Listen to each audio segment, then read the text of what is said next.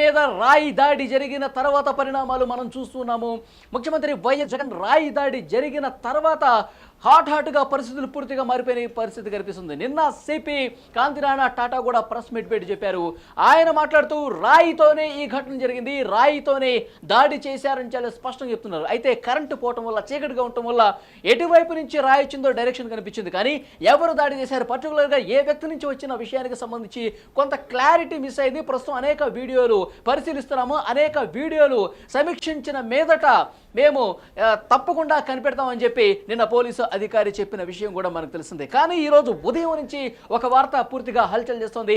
ముఖ్యమంత్రి మీద దాడి ఘటనకు సంబంధించి ఒక వ్యక్తిని అదుపులోకి తీసుకున్నారు. ఉదయం నుంచి విచారిస్తున్న పరిస్థితి కనిపిస్తోంది. ఇక్కడ మీరు స్క్రీన్ మీద చూస్తున్నారు, ఇతను సతీష్ కుమార్ గా తెలుస్తుంది. అజిత్ సింగ్ నగర్లోని వడ్డెర కాలనీకి చెందిన సతీష్ కుమార్ ఈ దాడికి పాల్పడ్డట్టుగా అనుమానిస్తున్నారు పోలీసులు.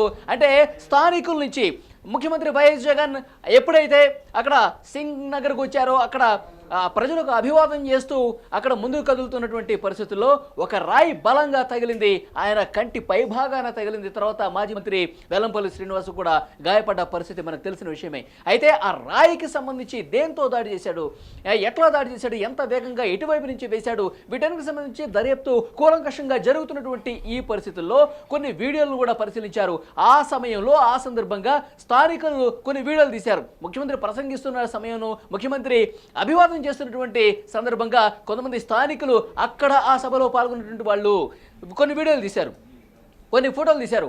వాటిని పరిశీలించిన తర్వాత ఏ డైరెక్షన్ నుంచి రాయి వచ్చింది, అక్కడ ఎవరెవరు ఉన్నారు, ఎవరు అనుమానాస్పదంగా ఉన్నారు, వీటికి సంబంధించి పూర్తి వివరాలు సేకరించి వాళ్ళని కనిపెట్టినట్టుగా తెలుస్తోంది. ఇక్కడ మీకు స్క్రీన్ మీద కనిపిస్తున్నారు, ఇతని పేరు సతీష్ కుమార్తో పాటు ఇతని ఫ్రెండ్స్ను కూడా ఒక నలుగురిని అదుపులోకి తీసుకొని విచారిస్తున్నటువంటి పరిస్థితి కనిపిస్తోంది. ముఖ్యంగా సతీష్ కుమార్కి సంబంధించినటువంటి పూర్తి వివరాలు పోలీసుల దగ్గర ఉన్నాయి. అతనితో పాటు అతని ఫ్రెండ్స్కి సంబంధించి కూడా వివరాలు పూర్తిగా తీసుకున్నారు. వాళ్ళందరినీ కూడా ఉదయం నుంచి విచారిస్తున్నారు. వాళ్ళ పేరెంట్స్ని కూడా తీసుకొచ్చి విచారించుతున్నటువంటి పరిస్థితి కనిపిస్తోంది. ముఖ్యంగా ముఖ్యమంత్రి మీద దాడి ఘటనకు సంబంధించి ఎన్ని రాళ్ళు వచ్చాయని చెప్పి పెద్ద ఎత్తున మొదటి రోజు చర్చలు జరిగాయి. కానీ నేను సిపి ప్రెస్ మీట్లో చాలా స్పష్టంగా ఒక రాయి మాత్రమే దాడి చేశారు, ఒక రాయితో మాత్రమే బలంగా విసరటం వల్ల అది ముఖ్యమంత్రికి అలాగే మాజీ మంత్రి వెల్లంపల్లికి జరిగింది. ఆ రాయి కూడా ఏంటన్న విషయానికి సంబంధించి ఒక క్లారిటీ లేదు నిన్నటి వరకు. అయితే ఆ రాయి ఏంటన్న విషయానికి సంబంధించి కూడా ఇప్పుడు సమాచారం పూర్తిగా తేటతెల్లమైనట్టుగా తెలుస్తోంది. యాక్చువల్గా టైల్స్ ఏదైతే ఫుట్పాత్ మీద టైల్స్ ఉంటాయో ఆ టైల్స్కు సంబంధించిన ముక్కని బలంగా విసిరేస్తున్నట్టుగా భావించారు. అయితే ఇప్పుడు మనకి లేటెస్ట్గా అందుతున్నటువంటి సమాచారం అది కంకర రాయి అన్నట్టుగా సమాచారం వస్తుంది. కంకర రాయిని సతీష్ కుమార్ అనే వ్యక్తి బలంగా త్రో చేయటం వల్ల ముఖ్యమంత్రి గాయపడ్డట్టుగా పోలీసులు ప్రాథమికంగా ఒక నిర్ధారణకు వచ్చినట్టుగా తెలుస్తుంది. సతీష్ కుమారే దాడి చేశాడు అని చెప్పి అంటే పోలీసులు అధికారికంగా చెప్పకపోయినప్పటికీ కూడా ప్రస్తుతం అదుపులోకి తీసుకుని విచారిస్తున్న క్రమంలో వాళ్ళ ఫ్రెండ్స్తో మాట్లాడిన సందర్భంగా దాడి చేశాడు అని చెప్పి ఒప్పించే ప్రయత్నం జరుగుతున్నట్టుగా ఒక కీలకమైనటువంటి సమాచారం వస్తుంది. ఇప్పటి వరకు పోలీసులు ఇన్వెస్టిగేషన్ అంటే సిట్ బృందం ఏదైతే దర్యాప్తు చేస్తుందో టెక్నికల్గా ఏదైతే సెల్ ఫోన్ల నుంచి తీసుకున్నటువంటి వీడియోలు పరిశీలించిన మీదట వాళ్ళ దగ్గర ఉన్నటువంటి సమాచారం ఆధారంగా మనం టీవీ ఎక్స్క్లూజివ్గా చెప్తుంది ముఖ్యమంత్రి వైఎస్ జగన్ మీద దాడి చేసినటువంటి వ్యక్తి ఫోటో ఇదే అన్నట్టుగా వార్త ప్రస్తుతం కనిపిస్తోంది. సతీష్ కుమార్తో పాటు కొంతమంది పేర్లు కూడా వినిపిస్తున్నాయి. వీళ్ళ ఫ్రెండ్స్ దుర్గారావు కావచ్చు, సంతోష్ కావచ్చు, చిన్న కావచ్చు, ఆకాష్, ఈ నలుగురికి సంబంధించినటువంటి సమాచారం కూడా పూర్తిగా పోలీసులు సేకరిస్తున్నారు. ఆ వీడియోలో సతీషే దాడి చేశాడా, సతీష్ త్రో చేసినట్టు ఉందా, వీటన్నిటికి సంబంధించి ఇంకా పూర్తిగా క్లారిటీగా ఉన్నటువంటి వీడియోలకు సంబంధించి కూడా సమాచారం సేకరిస్తున్నట్టుగా తెలుస్తుంది. సో ఇప్పటి వరకు ఉన్నటువంటి ఈ లేటెస్ట్ అప్డేట్ మీద కొంత అనాలిసిస్ చేసే ప్రయత్నం చేద్దాం. ప్రస్తుతం న్యూస్ రూమ్ నుంచి లైవ్లో జాయిన్ అయ్యారు కటా కార్తీక్. వడ్డెర కాలనీకి సంబంధించిన సతీష్ కుమార్ను పోలీసులు అదుపులోకి తీసుకున్నారు. అతను ఫ్రెండ్స్ను కూడా అదుపులోకి తీసుకున్నారు. ఆ రోజు ముఖ్యమంత్రి వైఎస్ జగన్ ప్రసంగం చేస్తున్నటువంటి సమయంలో, ప్రజలకు అభివాదం చేస్తున్న సమయంలో ఒక్కసారిగా దాడి జరిగింది. ఆ డైరెక్షన్ బట్టి స్థానికుల ఫోన్లు రికార్డ్ చేసినటువంటి వీడియోల ఆధారంగా వీళ్ళని అదుపులోకి తీసుకున్న పరిస్థితి కనిపిస్తోంది. నిజంగా బాధితుడు ఎవరైతే ఉన్నారో ముఖ్యమంత్రి వైఎస్ జగన్ గారు, సో నిందితుల్ని పట్టుకునే కార్యక్రమానికి సంబంధించి పోలీసులు చాలా సీరియస్గానే వర్కౌట్ చేస్తున్నారు. కానీ వీళ్ళు నిజమైనటువంటి నిందితులా కాదన్న ప్రక్రియకి సంబంధించి ఎట్లా నిర్ధారణకు వచ్చే అవకాశం కనిపిస్తోంది. వీడియోలో క్లారిటీ ఉందా లేదా, ఆ వీడియోలు కూడా చూపించాల్సినటువంటి అవసరం ఉందా లేదా ప్రజలకు, ఇది కూడా ఒక పాయింట్గా కనిపిస్తోంది. ఏమంటారు? ఎస్, దానికి సమాధానం చెప్పే ముందు ఒక చిన్న కథ చెప్తాను మీకు. ఇద్దరు గొడవ పడుతున్నారంట. మన దగ్గర ఉన్నది చింతకాయ మామిడికాయ అని గొడవ పడుతున్నారంట. ఆ గొడవ పడుతుంటే ఎంతకీ ఆ గొడవ తగ్గట్లేదంట. ఓ పెద్ద మంది దగ్గర పోయారట. మా దగ్గర ఉంది చింతకాయ మామిడికాయ చెప్పండి అని చెప్పేసి. సరే ఆ కాయ చూపించిందంటే ఆ కాయ ఎగిరిపోయిందని చెప్పారంట. ఓ కాయ ఎగిరిపోవటం ఏంటి, సరే పోనీ ఆ చెట్టు చూపించండి నేను చెప్తాను అదే కాయ అని చెప్తానంట. ఎందుకంటే చింత చెట్టు అయితే చింతకాయ, మామిడి చెట్టు అయితే మామిడికాయ అని చెప్పొచ్చు అని చెప్పేసి. సరే ఆ చెట్టు చూపించారంటే ఆ చెట్టుని ఎవరు నరకపోయారు, ఆ చెట్టు కూడా కనపట్లేదు అన్నారంట. సరే అదేంది కాయ లేదు చెట్టు లేదు, సరే పోనీ నరకపోయినా నన్న చూపించండి వాడిని అడుగుదాం ఏ చెట్టు నరకపోయాడో తెలిస్తే ఏ కాయో తెలిసిపోయింది కదా, ఆ నరకపోయినాడు చూపించని అన్నారట. చివరికి ఆ నరకపోయినాడు ఎవరో తెలియదు అన్నారంట. సో అంతే, ఇక్కడ చెట్టు లేదు కాయ లేదు, తర్వాత ఈ నరకపోయినోడు లేడు, కానీ అదే కాయో చెప్పాలి. ఆ పరిస్థితిలో ఇలా ఏపీ పోలీసులు ఉన్నారా అని ఒక అనుమానం కలుగుతుంది. ఎందుకంటే వాస్తవానికి నిన్న సిపి గారు ప్రెస్ మీట్ పెట్టిన దాని మీద కూడా మనం చాలా రకాల అనుమానాలు వ్యక్తం చేస్తున్నాం. అంతమంది పోలీసులు ఉంచుకొని, అంతమంది జనాలు ఉంచుకొని, అన్ని కెమెరాలు ఉంచుకొని, అన్ని కెమెరాలకు జనాలకు పోలీసులకు చిక్కకుండా అంత దూరం నుంచి అంత బలంగా రాయి జగన్ మీదకి, అంత ఎత్తు బస్సు మీద స్టేజీ మీద ఉన్నట్టు జగన్ గారి మీదకి ఎలా విసరగలిగాడు? అతను మామూలోడు కాదు, బయట ఉండాల్సినోడు కాదు, ఒలింపిక్స్లో ఇండియా తరఫున ఆడాల్సినోడు అని చెప్పి సిపి గారు చెప్పిన మాట ప్రకారం చెప్పాం. కానీ వస్తున్న అనేక విమర్శల నుంచి బయటపడటానికి పోలీసులు ఈ ప్రయత్నాలు చేస్తున్నారని ఒక అనుమానం కలుగుతూ ఉంది. ఎందుకు ఇలా పొద్దు నుంచి ఒక నలుగురు అదుపులో తీసుకున్నారని చెప్పేసి బయటకు లీక్స్ వదులుతున్నారు. దాంట్లో సతీష్ అనే పేరుని బయటకి, ఆ పేరెంట్స్ కూడా మనం మాట్లాడు, వాళ్ళని పోలీసు అదుపులో తీసుకున్నారని కూడా వాళ్ళ పేరెంట్స్ కూడా చెప్తున్నారు. వాళ్ళని కాకపోతే మత్తు పదార్థాలకు బానిసలు అయ్యాలి, వాళ్ళకి కౌన్సిలింగ్ ఇస్తామని చెప్పి తీసుకెళ్ళినట్టు వాళ్ళ పేరెంట్స్ అయితే చెప్తున్నారు. కానీ ఆ పేరుతో తీసుకెళ్ళి జగన్మోహన్ రెడ్డి గారి మీద వీరే దాడి చేశారని దానికోసం ఒక ప్రయత్నం చేస్తున్నారా? వీళ్ళు నిందితురా బాధితురా? వాస్తవంగా ఇప్పటివరకు మనం ఏమనుకున్నాం, బాధితులు అంటే జగన్మోహన్ రెడ్డి గారిని భావించారు. ఎందుకంటే జగన్మోహన్ రెడ్డి గారి మీద దాడి జరిగింది కాబట్టి, ఆయన మన రాష్ట్ర సీఎం కాబట్టి ఆయన మాత్రం బాధితుడిగా ఉంచుకోవాలి.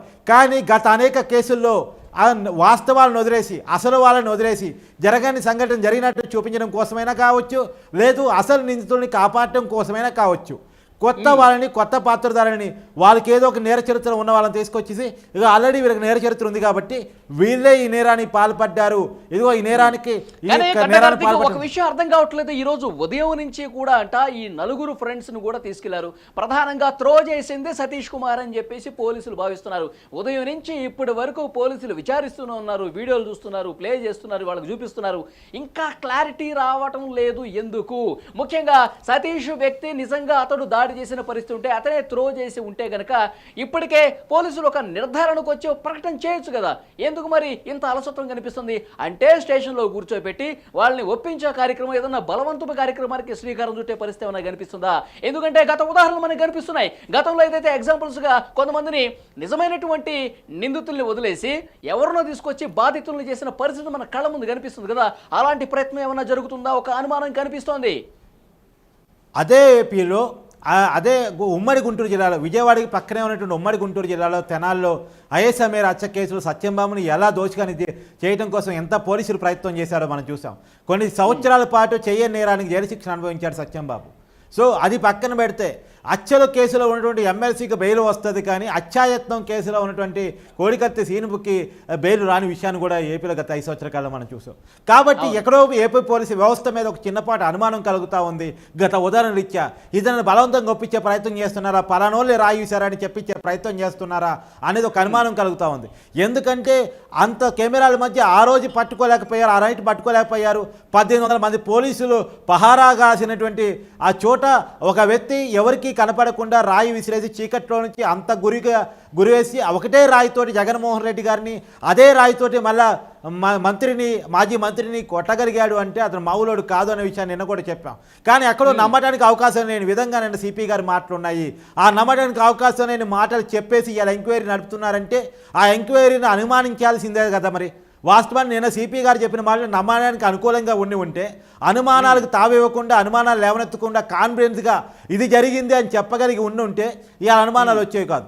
వాస్తవంగా పోలీసులు చెప్తుంది ఏంటంటే, ఫోన్ టెక్నాలజీ ఆధారంగా, ఫోన్ సిగ్నల్స్ ఆధారంగా, సెల్ టవర్స్ ఆధారంగా, అందులోనూ జనానికి ఆఫర్ చేసి 2 లక్షలు ఆఫర్ చేసి సంపాదించిన వీడియో రికార్డ్స్ ఆధారంగా, వీడియోల ఆధారంగా వచ్చినటువంటి అన్ని విషయాల ఆధారంగా ఈ సతీష్ను పట్టుకున్నామని చెప్తున్నారు. కానీ పోలీసులు ప్యాకేజీ ప్రకటించినప్పుడే 2 లక్షలు ప్రకటిస్తున్నాం, వీడియో రికార్డ్స్ మీ దగ్గర ఏదైనా ఉండుంటే ఎవరన్నా మీ వీడియో రికార్డింగ్స్లో ఏదైనా అనుమానాలు ఉంటే మాకు తీసుకొచ్చి ఇవ్వనప్పుడే మనకి పోలీసుల అనుమానాన్ని మనం వ్యక్తం చేశాను. నిన్న కూడా ఇదే విషయాన్ని మాట్లాడాం. కానీ ఏదో వాళ్ళు చిత్రించడం కోసం ప్రయత్నం చేస్తున్నారు, చిత్రీకరణ కోసం ఒక కథను అలటం కోసం ప్రయత్నం చేస్తున్నారా అనే ఒక అనుమానాన్ని వ్యక్తం చేస్తున్నాం. ఇవాళ అనుమానాలు నిజమవుతున్నటువంటి ఒక్కసారి మీ దగ్గర వాళ్ళ పేరెంట్స్ ఏం చెప్పారో కూడా ఉన్నాయి. వాళ్ళ మదర్ చెప్పిన మాటలు ఒకసారి జనానికి వినిపించండి, తర్వాత మనం మాట్లాడుకుందాం. ఒకసారి మీకు చూపిస్తాను. పేరెంట్ సతీష్ కుమార్ తల్లి ఏం మాట్లాడిందో ఒకసారి విందాం.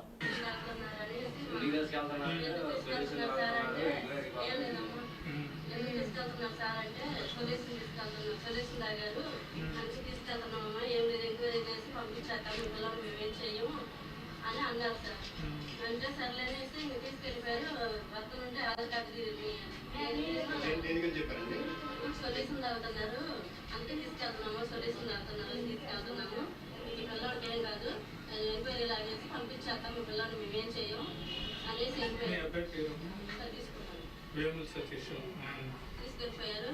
వెనకాల ఆధార్ కార్డు తీసుకొని చేసింది రండి, మేము ఏం చేయాలి మీ పిల్లలు అన్నారు. సరే ఆధార్ కార్డు తీసుకొని నేను వెళ్ళాడు. సార్ అయితే లేరు అక్కడ. అడిగితే ఇక్కడ ఆధార్ కార్డు తీసుకొని వచ్చేటప్పుడు లేరు.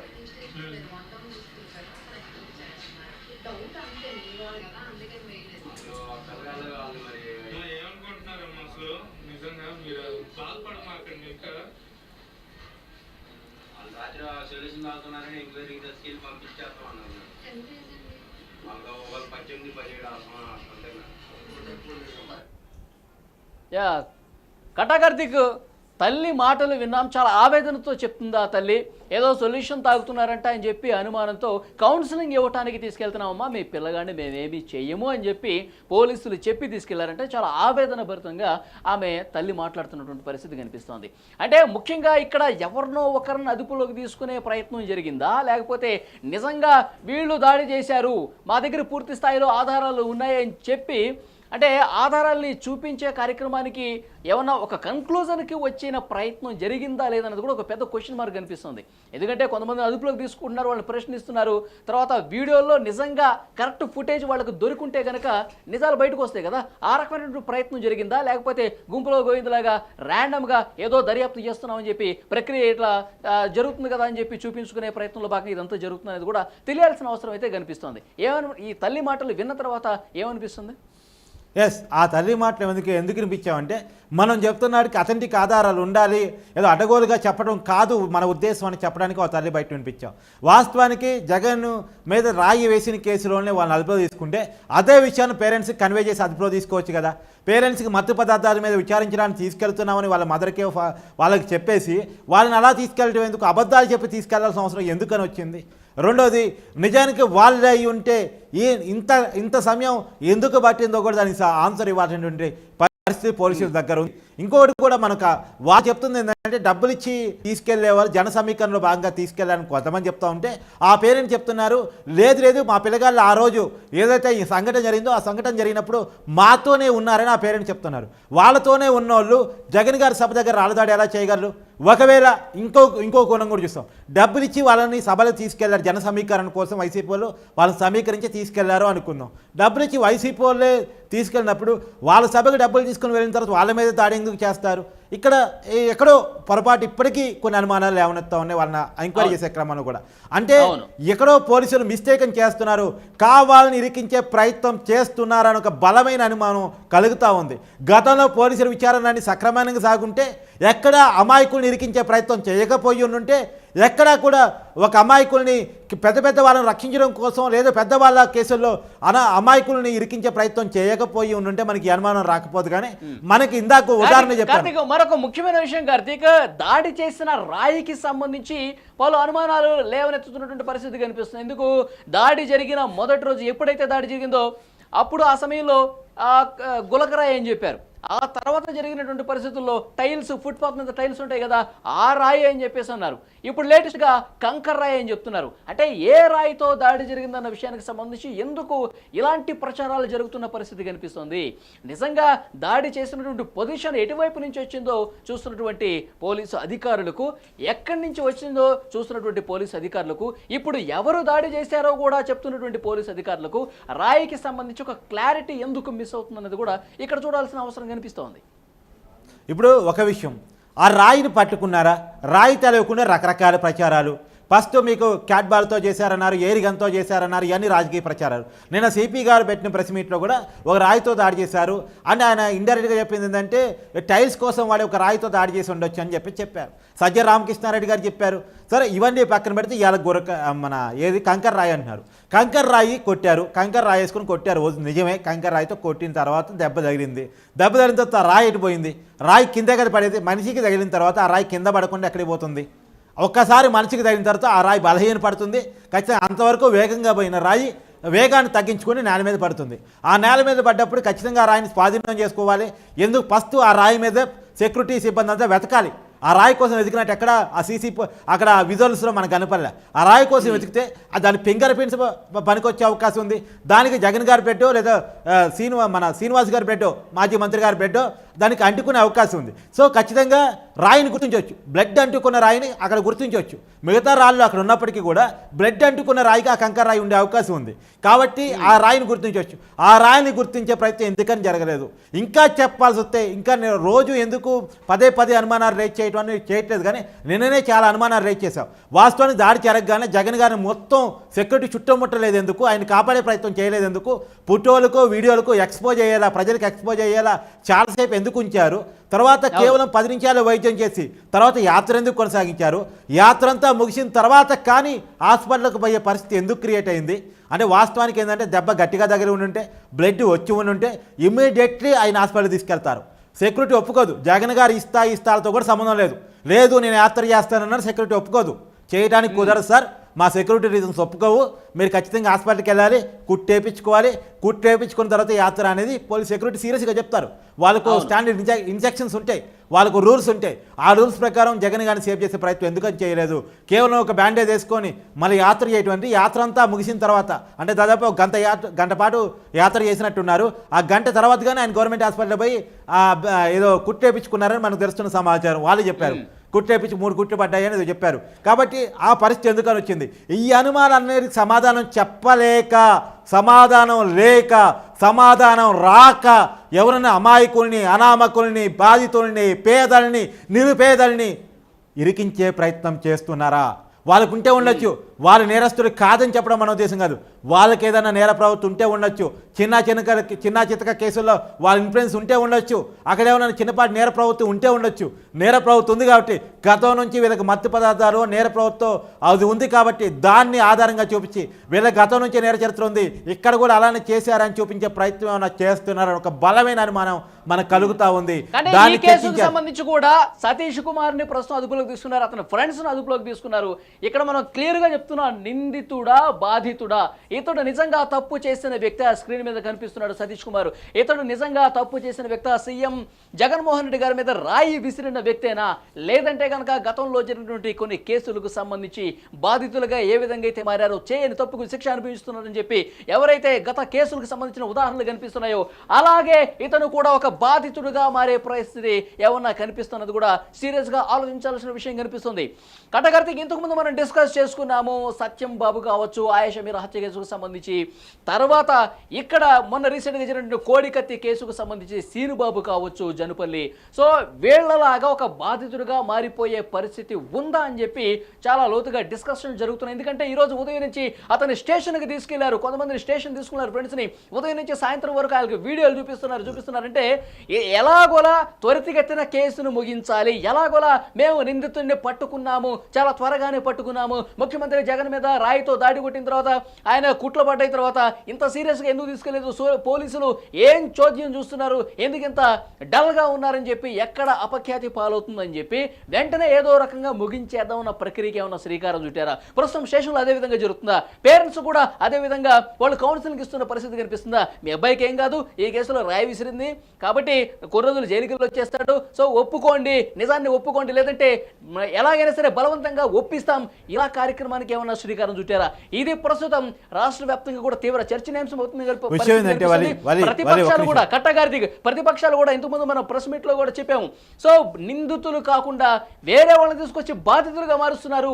గత ఉదాహరణలు కూడా చూపిస్తున్న పరిస్థితి కనిపిస్తుంది. కట్టగారిది ఏమంటారు? అలాగే జరిగే సీన్ కనిపిస్తుందా? ఎందుకంటే ఉదయం నుంచి సాయంత్రం వరకు అదే జరుగుతుంది కదా స్టేషన్లో. యాక్చువల్గా యాత్ర శనివారం రోజు 4:30 గంటల నుంచి 10 గంటల వరకు జరిగింది. అరౌండ్ 9 o'clock టైంలో దాడి జరిగింది. ఆ రోజు నైట్ 10:30కి మనం లైవ్లో 12 గంటలకు ఐ థింక్ లైవ్లోకి వెళ్ళాం. ఆ రోజు నుంచి కొన్ని అనుమానాలు వ్యక్తం చేస్తూ ఉన్నాం. అనుమానాలకు ఈ రోజు వరకు పోలీసుల వైపు నుంచి సమాధానం లేదు. సెక్యూరిటీ లోపాలు క్లియర్గా బయటపడ్డాయి, సెక్యూరిటీ వైఫల్యాలు బయటపడ్డాయి. రెండోది, అక్కడ ఎందుకు ఆ ప్రశ్నకు సమాధానం చెప్పకుండా ఈ రోజు నిందితులను చూపించే ప్రయత్నం చేస్తున్నారు. ఓకే, నిందితులు చూపించొద్దు, నిందితులను పట్టుకోవద్దని మన ఉద్దేశం కాదు, కానీ అంతకంటే ముందు సమాధానం చెప్పాల్సిన ప్రశ్నలు ఉన్నాయి. ఫస్ట్ జనాలు చూపించాల్సిన నిందితులను కాదు, ఫస్ట్ జనాలు సమాధానం చెప్పాల్సింది ఏంటంటే సెక్యూరిటీ వైఫల్యాలు అది కావాలని చేశారా, కుట్రపూరితంగా చేశారా, కుట్రకోణం ఉందా, ఎందుకు కుట్రకోణం ఉందా, వైసీపీ నాయకులే చేపించాలా అని ఒక అనుమానం కూడా వస్తూ ఉంది.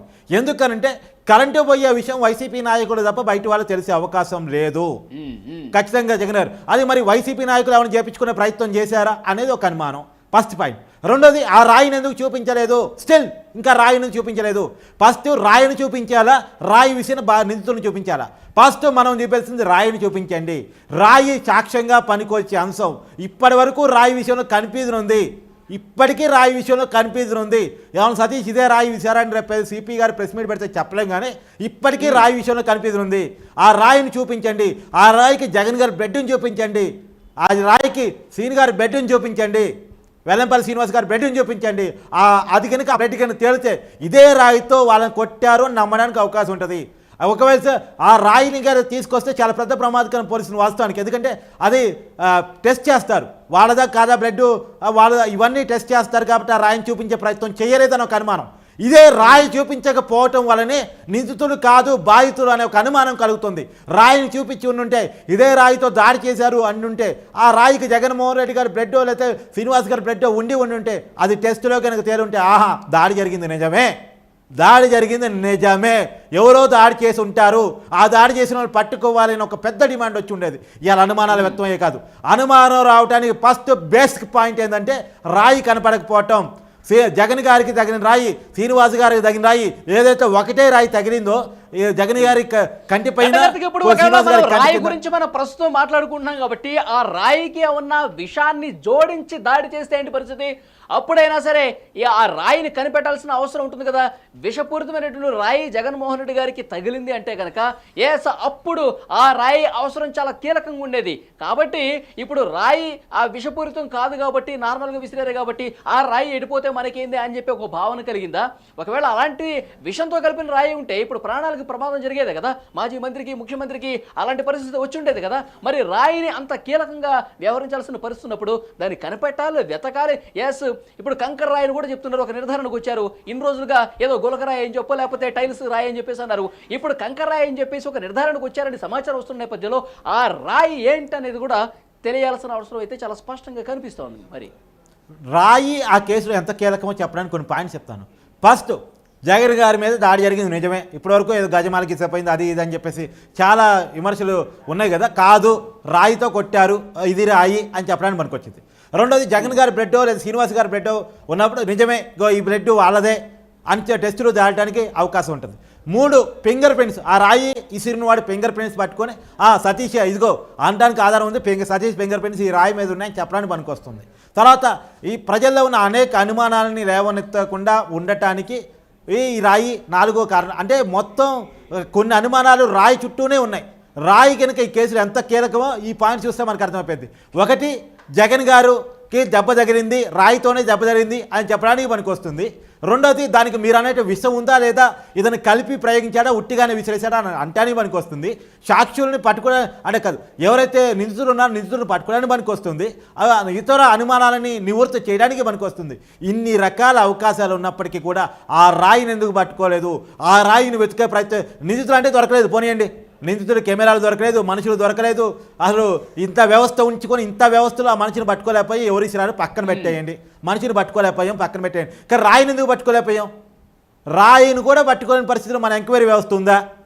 ఒక్కసారి జగన్ గారికి రాయి తగిలిన తర్వాత లేదా శ్రీనివాస్ గారికి తగిలిన తర్వాత గాల్లోకి తెగిరిపోదుగా రాయి, పుట్టుకున్న మాయమైపోదుగా రాయి, నేల మీద పడుద్ది, నేల మీద పడుద్ది లేదా బస్సు మీద పడుతుంది, లేదు అంటే చుట్టూ సెక్యూరిటీ రో పార్టీలు ఉన్నాయి, జగన్ గారు చుట్టూ ఉన్న రో పార్టీల మీద పడుతుంది, అంటే పోలీసుల మీద పడుతుంది.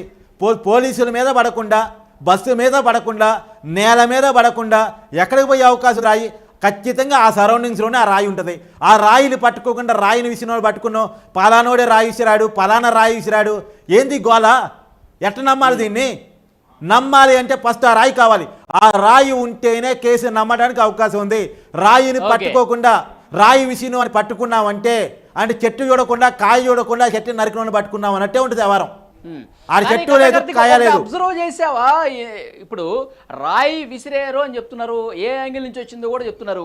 కానీ ఎన్నిసార్లు వీడియో చూసినా సరే ఆ రాయి ఎక్కడ కనపడిన పరిస్థితి కనిపిస్తుంది. మనం ఎంత జూమ్ చేసి చూసినా సరే, ముందుకి వెనక్కి వీడియో చూసినా సరే ఎక్కడ ఇట్లా రాయి వచ్చే టప్మని తగిలిన శబ్దం అయితే వచ్చిందని చెప్పేసి కేశిరెడ్డి నాని చెప్తున్నారు.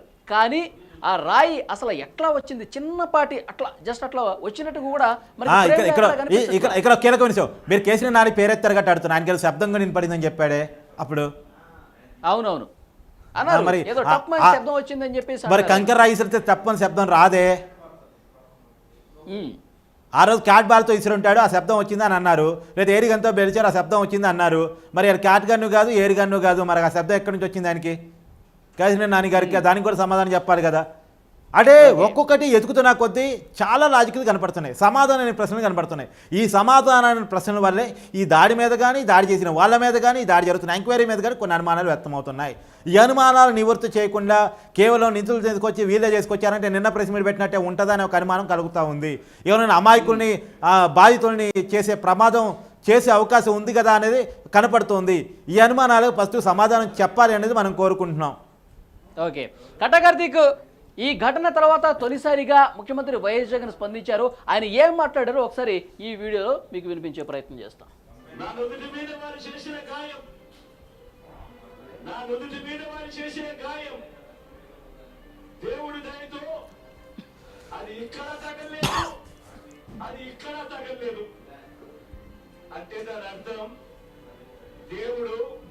ఫోన్ కట్టేనట్టుంది. ఇంకా పెద్ద స్క్రిప్టే రాశాడు అని చెప్పి దాని అర్థం. ఒకసారి పీసీఆర్ వారికి ఫోన్ కలిపే ప్రయత్నం చేయండి.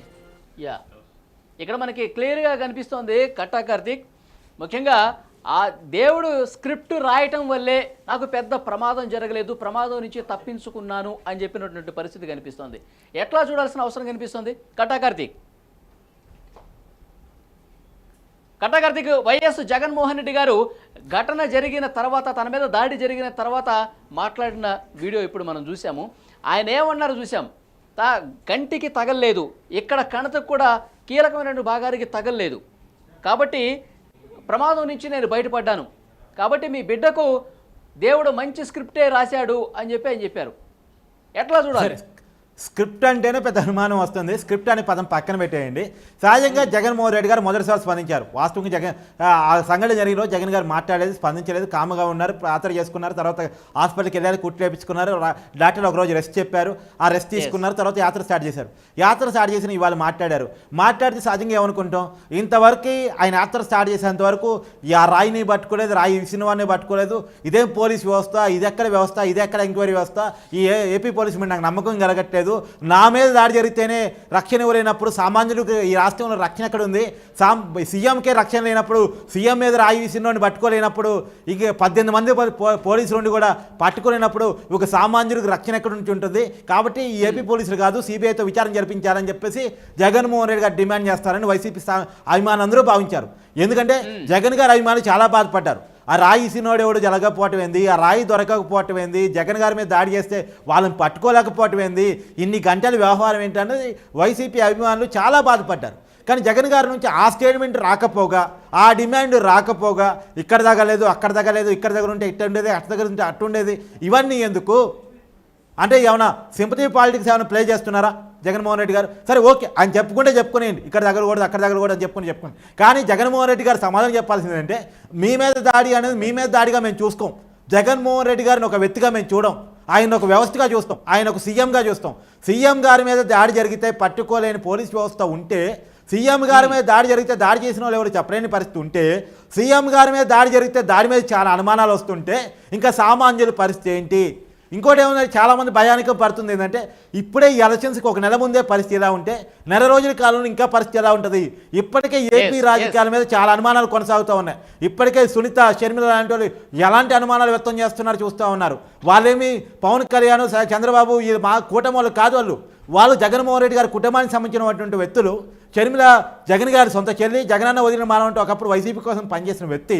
సునీత వైఎస్ వివేక్ గారి కూతురు, వైఎస్ వివేక్ గారు హత్య కేసులో ఫైట్ చేస్తున్నటువంటి ఒక బాధితురాలు, న్యాయం కావాలని డిమాండ్ చేస్తున్న వ్యక్తి. వాళ్ళే ఏపీలో రావణ కాష్టం లెక్క ఉంది, రక్తపాతం బారేలా ఉంది, ఇది అన్యాయం జరుగుతుంది, న్యాయం కావాలని చెప్పేసి డిమాండ్ చేస్తున్నటువంటి పరిస్థితుల్లో ఏపీ రాజకీయాలు ఎటుపోతాయి అని ఒక భయాందోళన సమయంలో భరోసా ఇవ్వాల్సిన జగన్మోహన్ రెడ్డి గారు ఆ భరోసా ఇవ్వకపోగా, తనకి జరిగిన అన్యాయం మీద పోలీసులను డిమాండ్ చేయకపోగా, త్వరత సిబిఐ ఎంక్వైరీకి కావాలని అడగకపోగా, పైకి ఆయన ఏం మాట్లాడుతున్నారు, ఇక్కడ తగలకూడదు అక్కడ తగలకూడదు అని చెప్పే ప్రయత్నం చేస్తున్నారు. అది చెప్తే చెప్పుకొని జగన్మోహన్ రెడ్డి గారు.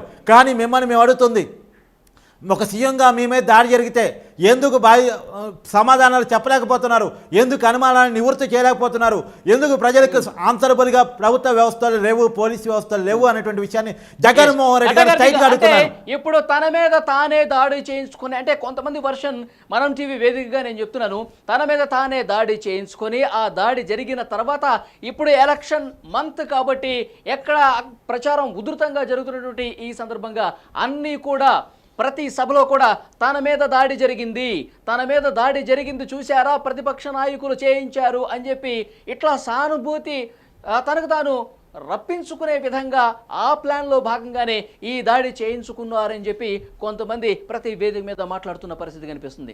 ఎందుకంటే గతంలో కోడికత్తి ఘటన జరిగింది, అది కూడా ఎలక్షన్ సమయంలో జరిగింది. వివేకానంద రెడ్డి హత్య జరిగింది, అది కూడా ఎలక్షన్ సమయంలో జరిగింది. ఇప్పుడు సరిగ్గా ఇన్ని సంవత్సరాల పాటు జరగని దాడి ఇప్పుడు ఎలక్షన్లో ఒక్క నెల సమయం ఉందనగా దాడి జరిగిందంటే కేవలం సానుభూతి పొందడానికి నెల రోజుల పాటు ప్రతి సభలో కూడా ఈ దాడి ప్రస్తావించి సానుభూతి పొందే ప్రయత్నం జగన్మోహన్ రెడ్డి గారు చేస్తున్నారని చెప్పి ఒక ప్రచారం అయితే కొంతమంది చేస్తున్నటువంటి పరిస్థితి కనిపిస్తుంది.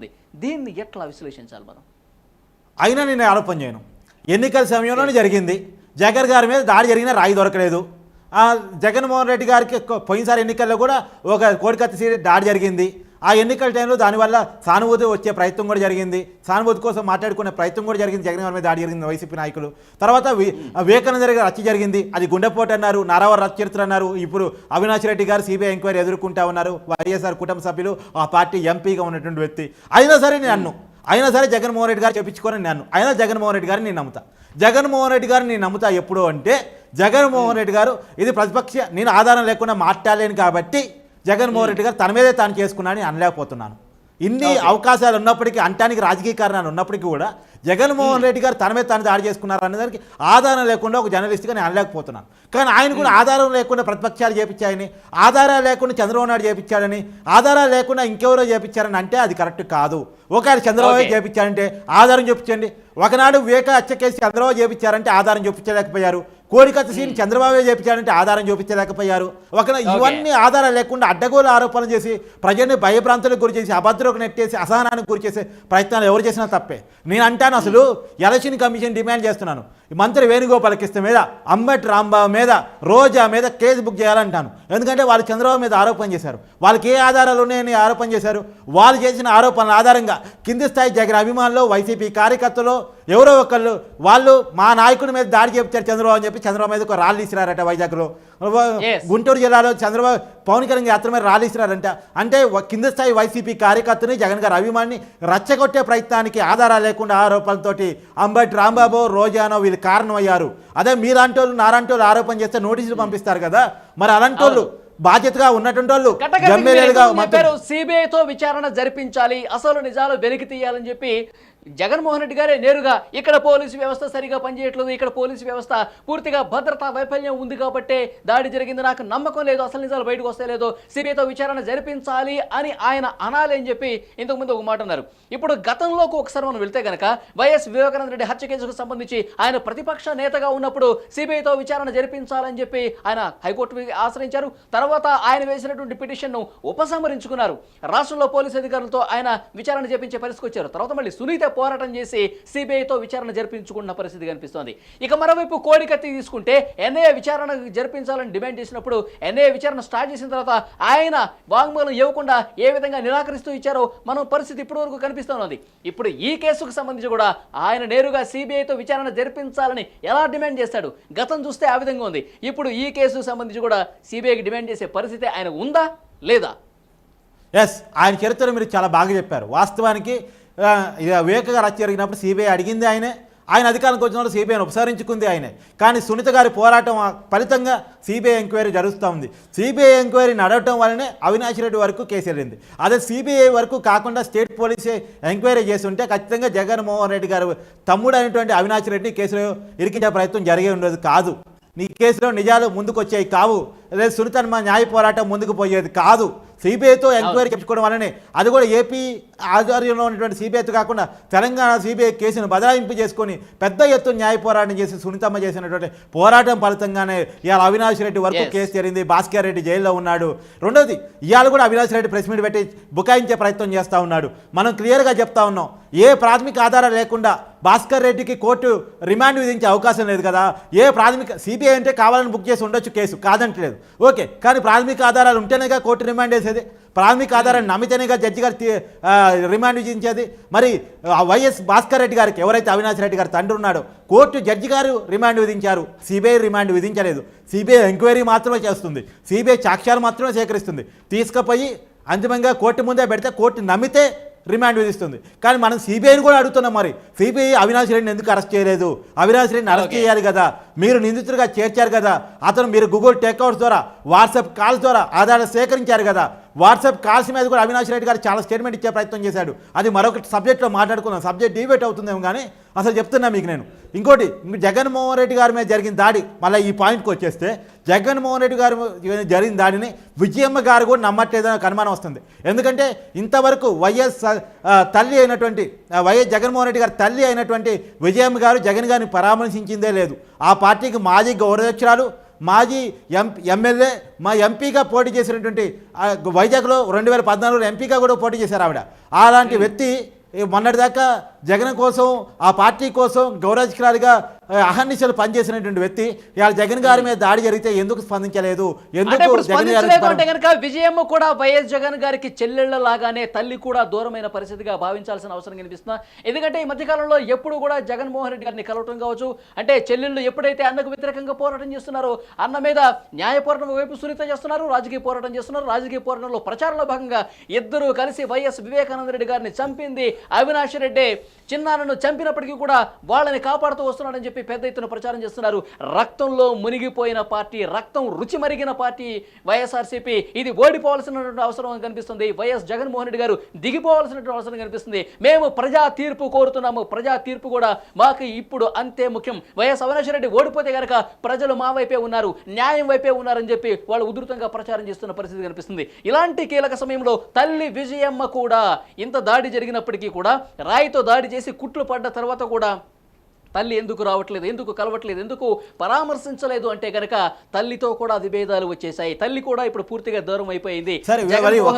ఓడిపోవాలని చెప్పి ఏమైనా కోరుకుంటుందా అన్న ఒక భావన చాలా మందిలో వ్యక్తమవుతుంది. చెల్లెళ్ళలాగే తల్లి కూడా ఆలోచిస్తుందన్న ఒక భావన కనిపిస్తుందని చెప్పి ఒక చర్చ అయితే ఉంది. ఏమంటారు కట్టా కార్తీక్? ఇప్పుడు సతీష్ని కేసులో నిందితుడిగా ప్రకటించారు కదా, ఇప్పుడు అనుమానితుడిగా ఎంక్వైరీ చేస్తున్నారు కదా నిందితుడిగా. అయితే ఇప్పుడు ఆ సతీష్ వాళ్ళ తల్లి స్పందించింది. ఎవరైతే అనుమానితుడిగా ఉన్నారో వాళ్ళ తల్లి కూడా తన కొడుకు పక్షం స్పందించింది. ఏ తల్లి కొడుకు తప్పు చేసినా సరే తల్లి వెనకేసుకుని వచ్చే ప్రయత్నం చేసింది. కానీ అది జగన్ గారు ఇప్పుడు బాధితుడు, దాడి జరిగిన వ్యక్తి, దాడి జరిగిన దాంట్లో బాధపడి రక్తాన్ని చిందించుకున్నటువంటి వ్యక్తి, మరి ఆయన్ని చూడటం కోసం వాళ్ళ తల్లి ఎందుకు రాలేదంటే అంటే ఇక్కడ ఒకటి ఉంది, నానా పులి కథ అంటారు. ఇక్కడ అమ్మ పులి కథ వచ్చింది కానీ నానా పులి కథ అంటారు. నానా పులి కథలో వాస్తవంగా నాన్న కొడుకు మేకలు అప్ప చెప్పేసి నేను కట్టెలు కొట్టుకుని వస్తాను, మేకలు కాస్తా ఉండు, పులి వస్తే నన్ను పిలువ అంటాడంట. సరే నాన్న నువ్వు వెళ్ళిపో, కట్టెలు కొట్టుకో, నేను మేకలు కాపలాగా ఉంటానంటాడంట. సరే కొడుకు మేకలు కాపలాగా ఉంటాడు, నాన్న కట్టెలు కొట్టుకోవడానికి పోతాడు. తర్వాత నాన్నకి పులి రాకపోయినా సరే కామెడీ చేద్దాం, నాన్న పిలిస్తే వస్తారో రాదో తెలియదు, ఒకసారి ఎంక్వైరీ చేసుకుందాం, అంటే ఒకసారి ప్రాథమిక నిర్ధారించుకుందాం అని చెప్పేసి నానా పులి అంటాడంట. నాన్న ఉరుక్కుంటే వస్తాడు కట్టెలు కొట్టేవాడల్లా. ఏంద్రా పులి ఎదురా అంటే కామెడీగా పిలిచాను, నువ్వు వస్తావో రాదో నేను పిలిస్తే అని చెప్పేసి కామెడీగా పిలిచాను అంటాడంట. ఓరే అని చెప్పి నవ్వుకుంటే వెనకెళ్ళిపోతాడంట. సరే మళ్ళొకసారి నానా పులి అంటాడంట. కట్టెలు కొట్టేవాడు మళ్ళొకసారి ఉరికి వస్తాడంట. ఎదురా పులి అంటే లేదు నాన్న మరోసారి చేశానంటే 2సారి తిట్టేసి వెళ్ళిపోతాడంట. ఇట్లా పిలవకు నా పని డిస్టర్బ్ అవుతుందని చెప్పేసి నేను కట్టెలు కొట్టుకుని వస్తాను, నువ్వు జాగ్రత్త కాపలాగా అని చెప్పేసి వెళ్ళిపోతాడంట. తర్వాత 3సారి నానా పులి అంటాడంట. కానీ ఈసారి నమ్మడు నాన్న, రాడు, నిజంగానే పులి వస్తుంది, మేకలు ఎత్తుకొని పోతుంది. ఇప్పుడు జగన్ గారి విషయంలో కూడా గతంలో కొడుక సీనిబాబు విషయంలో కావచ్చు, రకరకాల విషయాల్లో కావచ్చు, వాళ్ళమ్మ పిలిచినా వచ్చేది, జగన్ గారు ఎప్పుడు రమ్మంటే అప్పుడు వచ్చేది, జగన్ గారికి సానుభూతిగా అండగా దండగా ఉండేది. కానీ ఇప్పుడు జగన్ గారి మీద దాడంటే బయట వాళ్ళు నమ్మకపోవడం పక్కన పెడితే విజయమ్మ గారు నమ్మట్లేదా? ఎందుకంటే అక్కడ నానా పులిలో అమ్మ పులి వచ్చింది, ఇక్కడ అమ్మ పులి కథ కాగా అమ్మ నమ్మట్లేదా, జగన్ గారినే నమ్మట్లేదా, అందుకనే పరామర్శించడానికి రాలేదా? ఒకవైపు అంటారా విజయమ్మ గారు లేరు, అమెరికా వెళ్ళిపోయారంటారు. ఒకవైపు జగన్ వర్సెస్ షర్మిల ఫైట్ నడుస్తున్న టైంలో, సునీత వర్సెస్ అవినాష్ రెడ్డి ఫైట్ నడుస్తున్న టైంలో, వైఎస్ కుటుంబంలో చీరకొచ్చేసి ఇద్దరి మధ్య పెద్ద ఎత్తున వాగ్వాదం నడుస్తున్న టైంలో విజయమ్మ గారు జగన్ కోసం ఎలక్షన్స్ నడుస్తుంటే ఆ పార్టీకి మాజీ గౌరవగా ఉన్నటువంటి వ్యక్తి ప్రచారం చేయకుండా అమెరికా ఎందుకు వెళ్ళారు? ఒకవేళ అమెరికా వెళ్ళినా సరే వాళ్ళ టికెట్ ఛార్జీలు పెద్ద విషయం కాదు కదా. కొడుకు మీద దాడి జరిగిందంటే టికెట్ బుక్ చేసుకుని వస్తారు కదా, మరి ఎందుకు రాలేదు? 3 రోజులు అవుతుంది అంటే 76 గంటలు అవుతుంది. 76 గంటలు అవుతున్న విజయమ్మ గారు ఎందుకు రాలేదంటే విజయమ్మ గారికి నమ్మకం లేదు జగన్ మీద అనేటువంటిది అర్థమవుతుంది. రెండో విషయం, విజయమ్మ గారు అర్థం మౌనాంగీకారం అంటారు. అంటే అర్థం మౌనాంగీకారం అంటే విజయమ్మ గారి మౌనం షర్మిలకు సపోర్ట్ చేస్తూ ఉంది. వైఎస్ షర్మిల సునీతల పట్ల విజయమ్మ గారు ఉన్నారు. ఎందుకంటే ఆమె కూడా సునీతతో పాటు నివాసం ఉంటున్నారు, లోటస్ పాండ్లో ఉంటున్నారు. విజయమ్మ గారు ఏమి తాడేపల్లి ప్యాలెస్లో ఉండలేదు, లోటస్ పాండ్లో ఉంటున్నారు. షర్మిల ఎక్కడైతే నివాసం ఉంటుందో షర్మిలతో పాటే విజయమ్మ ఉంటున్నారు. కాబట్టి ఆమె పూర్తిగా షర్మిల పక్షానే ఉన్నారు. ఎప్పుడో గౌరవప్రదంగా పిలిచినప్పుడు, కొడుకు పిలిచినప్పుడు తప్పదు కాబట్టి పోయేస్తున్నారు. కానీ దాదాపుగా ఆమె కూతురుతోనే ఉంటున్నారు, పొలిటికల్గా కూతురికే సపోర్ట్ చేస్తున్నారు. కొడుకు చెల్లెలను అన్యాయం చేశాడు, కొడుకు ఆడబిడ్డలకు అన్యాయం చేశాడని విజయమ్మ భావిస్తున్నారనే ఒక అనుమానం కూడా కలుగుతూ ఉంది. వలి మొత్తానికి అయితే మనకి చూస్తున్నాము, ఇక్కడ మీరు స్క్రీన్ మీద చూస్తున్నారు, సతీష్ కుమార్ అనే వ్యక్తిని అదుపులోకి తీసుకుని ఈరోజు ఉదయం నుంచి విచారిస్తున్నటువంటి పరిస్థితి కనిపిస్తుంది. నిజంగా పోలీసు అధికారులు నిందితుడినే పట్టుకోవాలి, అసలైన నిందితుడినే పట్టుకోవాలి. కానీ ఎట్టి పరిస్థితుల్లో అతడు బాధితుడు మాత్రం కాకూడదు.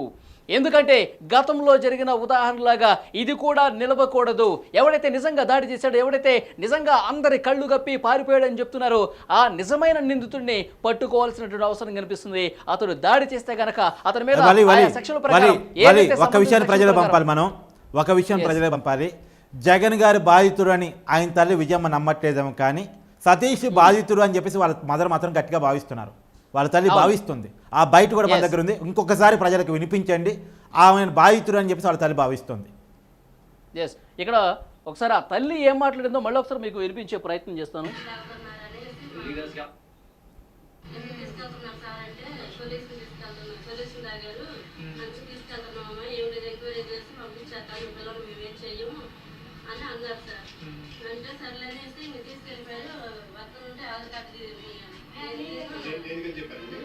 సొల్యూషన్ తాగుతున్నారు అంటే తీసుకెళ్తున్నాము, సొల్యూషన్ తాగుతున్నారు తీసుకెళ్తున్నాము, మీకు పిల్లలకి ఏం కాదు, ఎంక్వైరీ లాగేసి పంపించాక మీ పిల్లలు మేమేం చేయం అనేసి ఇక్కడ క్లియర్గా అర్థమవుతుంది. సొల్యూషన్ తాగుతున్నారని చెప్పి అంటే మత్తు పదార్థాలు తీసుకున్నారని చెప్పి ఒక కారణాన్ని చూపించి తీసుకెళ్తున్నారు. మరి ఇది నిజంగా ఏదైనా దాడి జరిగినటువంటి ప్రయత్నం జరిగింది, ఇటువైపు వీళ్ళే చేశారు అని చెప్పి ఇట్లా అబద్ధాలు చెప్పి తీసుకెళ్లాల్సిన అవసరం ఏం కనిపిస్తున్నది కూడా ఒక చాలామంది వ్యక్తం చేస్తున్న డౌట్, జర్నలిస్టుగా నేను కూడా వ్యక్తం చేస్తున్నా. సరే, ఏదేమైనప్పటికీ కూడా ఈ కేసుకు సంబంధించి అసలు వాస్తవాలు బయటికి రావాలి. ఎవరైతే దాడి చేశారో ఆ నిందితుడిని మాత్రమే అదుపులోకి అదుపులోకి తీసుకోవాల్సిన అవసరం కనిపిస్తుంది. జర్నలిస్ట్గా డిమాండ్ చేస్తున్నా నేను, గతంలో లాగా ఎవరో ఒకరిని తీసుకొచ్చేసి ఈ విధంగా ఇతనే నిందితుడు అని చెప్పి అతను జైల్లో వేసే సంవత్సరాలు మగ్గిపోయే పరిస్థితి రాకూడదు. నిజంగా నిందితుడిని అదుపులోకి తీసుకుంటే గనక అతను దాడి చేశాడు. ఇప్పుడు విజువల్స్ ఆధారంగా కదా, స్థానికులు వీడియో రికార్డ్ చేసిన దాన్ని బట్టి చూపించే కదా ఎవరైనా నిందితుడు అని చెప్పి మీరు అరెస్ట్ చేసి జైల్లో పెట్టేది. ఆ ఆధారం ప్రజలకు చూపించాలి. ఒక జర్నలిస్టుగా నేను డిమాండ్ చేస్తున్న పోలీస్ అధికారులకి, నా పేరు వలి, షేక్ వలి. ఆ పోలీస్ అధికారులు నేను చెప్తున్నాను, గతంలో ఏదైతే ఘటనలు జరిగాయో అట్లా ఇప్పుడు ఈ కేసులో నిందితుడు కాకూడదు. చాలా స్పష్టంగా ఒక జర్నలిస్ట్గా నేను డిమాండ్ చేస్తున్నా, నిజంగా నిందితుడిని మీరు అదుపులోకి తీసుకుంటే అది ప్రజలకు చూపించండి. ఎస్, ఇతడే నిందితుడు, ఇతడే రాయి విసిరాడు అని చూపించి అతన్ని అరెస్ట్ చేయండి. ప్రజలకు తెలియాల్సిన అవసరం కనిపిస్తుంది. నిజంగా బాధితులకు సంబంధించి వీళ్ళు మారకూడదు. నిందితుడు నిందితుడిగానే ఉండాలి, బాధితుడు బాధితుడిగానే ఉండాలి. కానీ ఇది రివర్స్ అవ్వాల్సినటువంటి పరిస్థితి రాకూడదు. నిజంగా దాడి చేసిన వాడిని అరెస్ట్ చేయాల్సినటువంటి అవసరం కనిపిస్తుంది. వాళ్ళు దాడి జరిగిందా లేదా అన్న విషయాలు కూడా అన్ని కోణాలు ఎంక్వైరీ చేయాలి, సిబిఐ ఎంక్వైరీ చేయాలి. ఎందుకంటే కొంతమంది గజమాల తగిలింది అంటారు, ఆ కోణంలో కూడా విచారణ చేయాలి. నిజంగా గజమాల కూడా కొట్టిపడాల్సిన అవసరం లేదు, గజమాల తగిలి గీసకపోయిందా అన్న దాన్ని కూడా ఎంక్వైరీ చేయాలి. అసలు దాడి ఎలా జరిగింది, ఎట్లా జరిగింది అనేటువంటి విషయాన్ని సిబిఐతో ఎంక్వైరీ నడిపించాలి. ఎందుకంటే దాడి జరిగింది రాయితో అంటానికి ఆధారం లేదు, రాయి దొరకలేదు. కాబట్టి ఇతర అన్ని కోణాలు కూడా ఎంక్వైరీలు జరగాలి. ఒకటే కోణం పట్టుకుని ఇదే కోణంలో ఎంక్వైరీ చేస్తుంటే కుదరదు. ఈ వస్తే ప్రతి అనుమానాన్ని గతంలో లాగా ఎవరైతే సత్యంబాబు శ్రీనుబాబు ఉన్నారో అతడు నిజమైనటువంటి నిందితుడు కాదు అని చెప్పి ప్రజల్లో ఒక బలమైన భావన ఉంది. సో ఆ కేసులాగా ఈ కేసు బలమైన భావన ప్రజల్లో ఉంటుంది. సత్యంబాబు కాదని కోర్టే చెప్పేసింది, సత్యంబాబు నిందితుడు అది దోషి కాదని కోర్టే చెప్పేసింది. అంటేనే ఐసే మీరు హత్య కేసులో ఒక అనామకు నిరికించే ప్రయత్నం చేశారని క్లియర్గా అర్థమైపోయింది. ఇప్పుడు సత్యంబాబు ఇప్పుడు శ్రీనిబాబు కేసు కొత్తగా నడుస్తుంది. ఇప్పుడు పూర్తిగా ప్రజలకు వీడియో చూపించి మీరు ఎవరన్నా అరెస్ట్ చేయదలుచుకుంటే, ఇతడు నిందితుడు అని చెప్పదలుచుకుంటే క్లారిటీ ప్రజలకు ఇచ్చిన తర్వాత ఈ కేసును ముందుకు తీసుకెళ్లాల్సిన అవసరం అయితే కనిపిస్తుంది.